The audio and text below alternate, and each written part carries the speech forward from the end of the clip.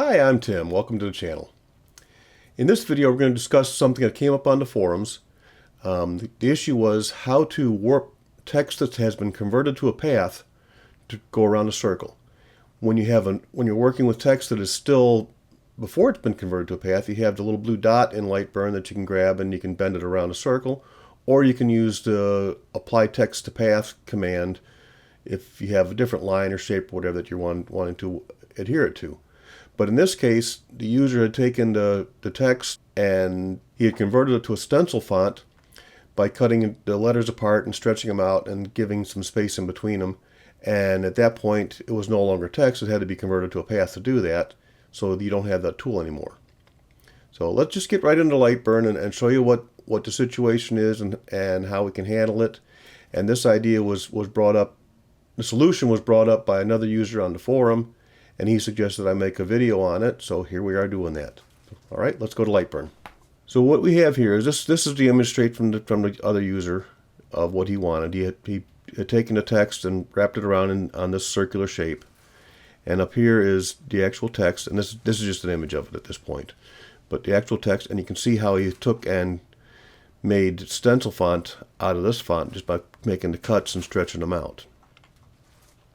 So you can no longer take it and use the wrap tool. And what I mean by the wrap tool is, this is not the same font, but it's still, you can grab the little blue dot on any text and you can wrap it into whatever size circle you want.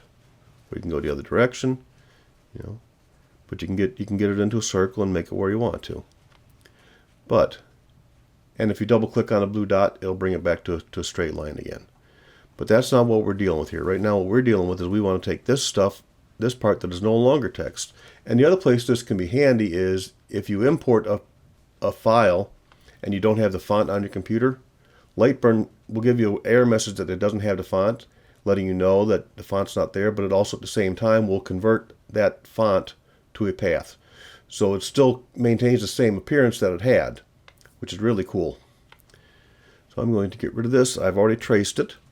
And here we have the tracing, and I've grouped those together. So what we need to do in order to be successful at this is first I need to find out how tall my font text is that we're working with.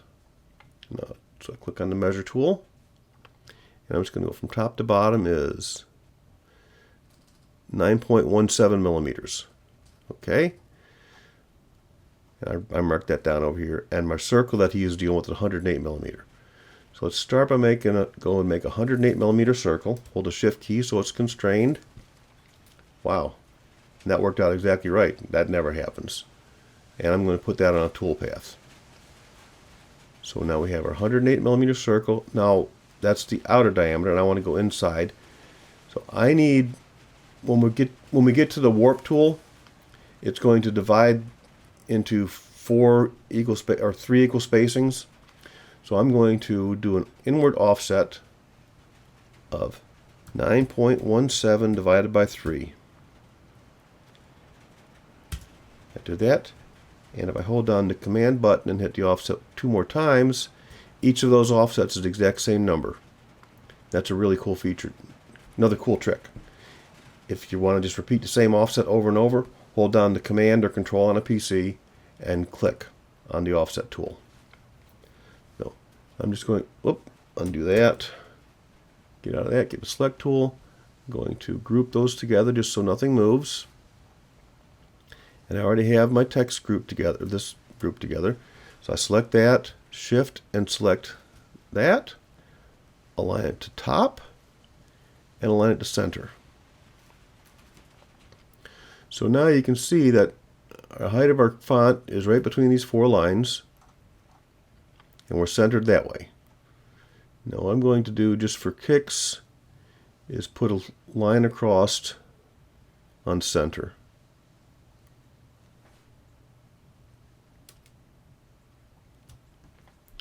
Right, so there's our center line, because I think that that's what we're going to go for. We're going to go for center point. So now I'm going to select my shape, go to Tools, Deform Selection, 16 points. Now if you notice, there's 1, 2, 3, 4 little lines. You got the 4 dots. Each of these gray lines line up perfectly with our circle. Now I'm going to grab one of these corners and hold down the shift. It's going to do both at the same time. See how it's ringing both pieces at the same time?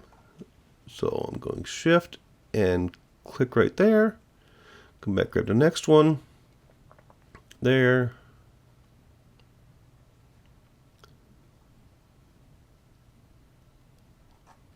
All right, if you zoom in, you see each of the points is right on the intersection of the horizontal line and the circle. And the same on this side. That's the next step to it. Now we're going to, again, holding down shift because I want to do everything symmetrically. I'm going to grab the outer and raise it up and out and up. And I'm just trying to get the gray line and the blue line as close to lined up as possible. And bring the next one up here. That one's close to lined up. Bring that one out, get it close, and then bring this last one out. And then we can tweak it from there. So you see, as I go farther away, it goes off. But now I need to adjust the curve by going out a little bit.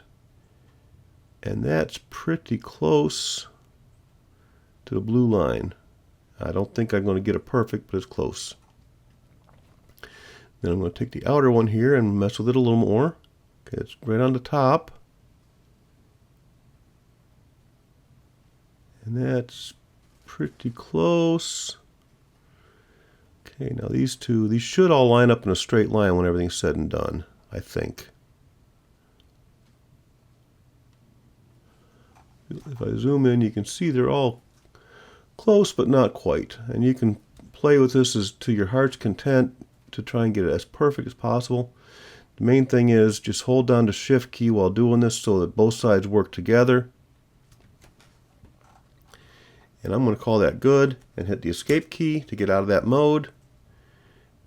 Now we can select our blue, ungroup those again, and delete those, delete that line, change this to black. Actually, I don't want that to be black. If I do black, it'll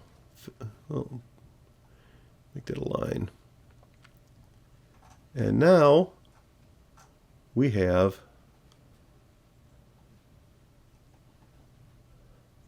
a pretty close replica of what he was looking for. I hope you can see how this can be very handy, you know, especially in a situation where, like I said, if you don't have the font installed on your computer when you import a file, when you load a file, Lightburn will automatically convert the font, the text to a shape, but you can still, with a little bit of work, get it to wrap around a circle just like you'd want to. It only takes a few minutes, and you can get to certainly a good enough result. So, thanks for watching. Have a great day.